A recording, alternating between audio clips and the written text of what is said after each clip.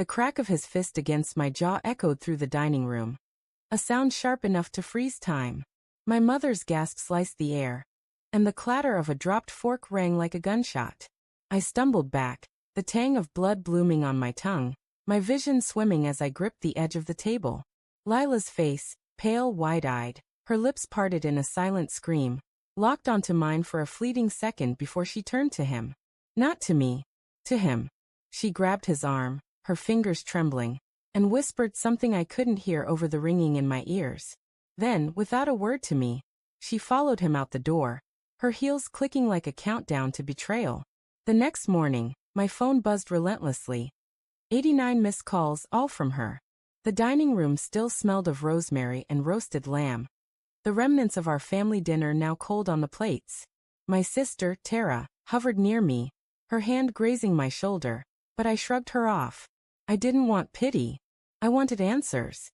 The bruise on my face throbbed, a dull reminder of Jake's knuckles, but it was Lila's silence as she left that cut deeper.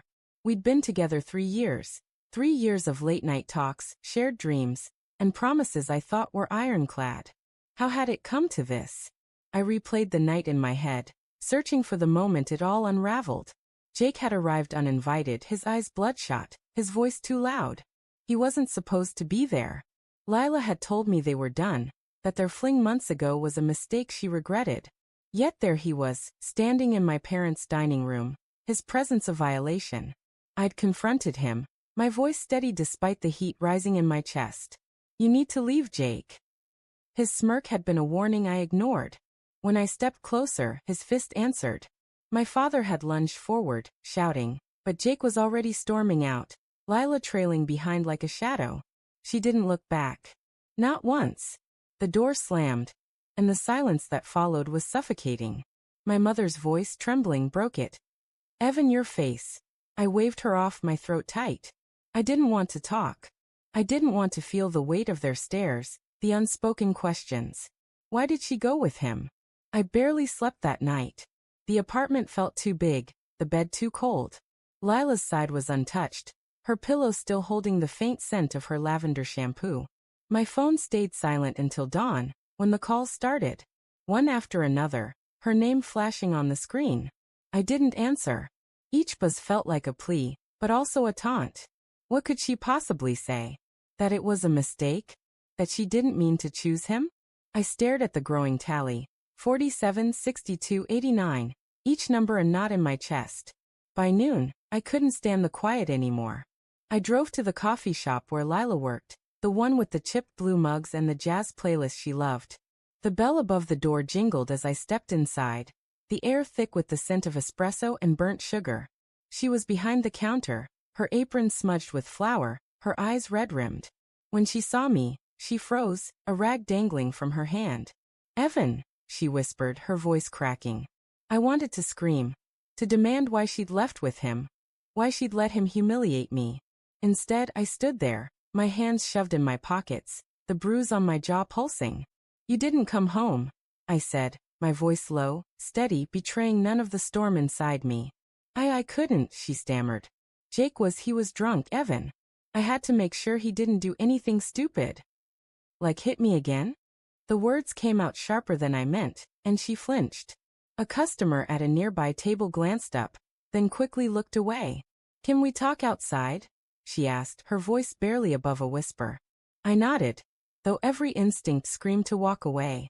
We stepped into the alley behind the shop, the air damp and heavy with the smell of rain-soaked asphalt.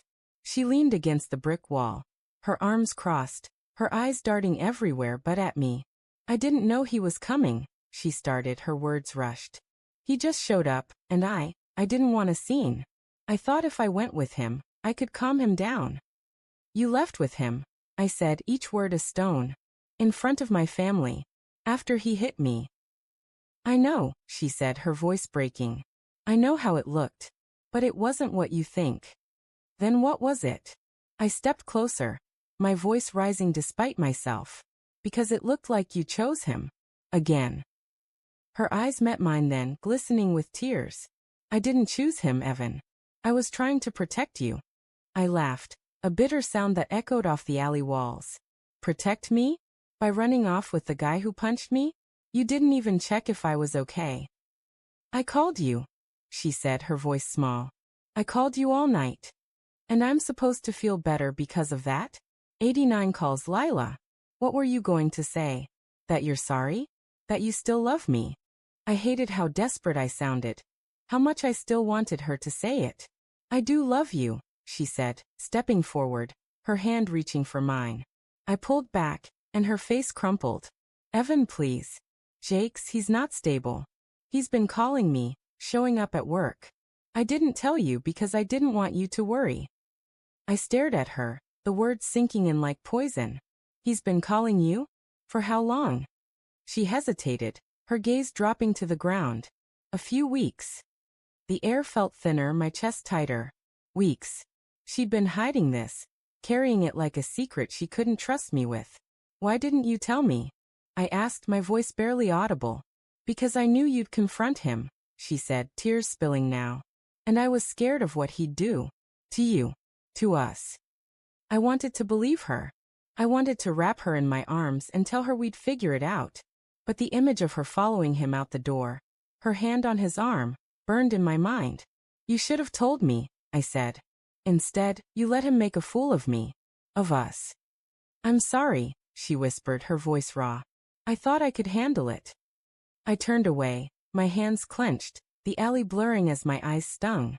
I wanted to hate her, to walk away and never look back. But I couldn't. Not yet. What now, Lila? I asked, my back to her. What happens when he shows up again? She was quiet for too long. When she finally spoke, her voice was barely a breath. I don't know. That night, I sat on the couch, my phone dark and silent. The apartment felt like a museum of our life together. Her scarf draped over the chair, the photo of us at the beach pinned to the fridge. I kept replaying her words, her tears, the way she'd looked at me like I was the one breaking her heart.